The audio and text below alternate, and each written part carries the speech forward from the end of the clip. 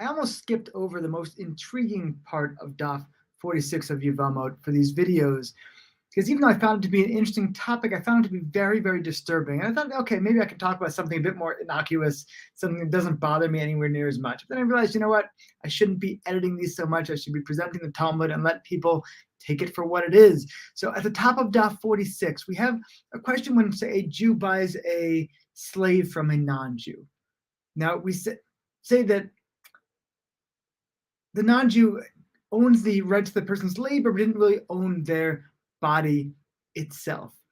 Now, when a Jew then buys a slave, they need to dunk them in a mikveh, in a ritual bath, as a way to kind of show their ownership. And we do this when we buy things, when we acquire things, we dunk them in the bath to kind of purify them.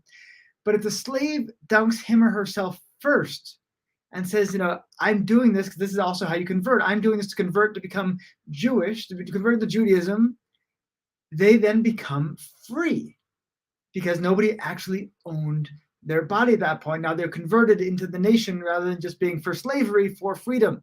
So you had this thing where people would try to dunk the slaves for slavery, and they would run ahead and dunk themselves for freedom, to the point where you had people say, okay, so how do you actually dunk them if you want to keep them as a slave?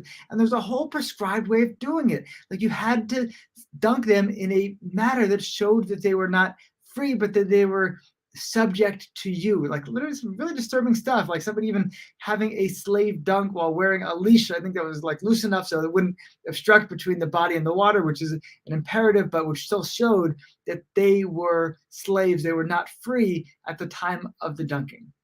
Again, difficult stuff.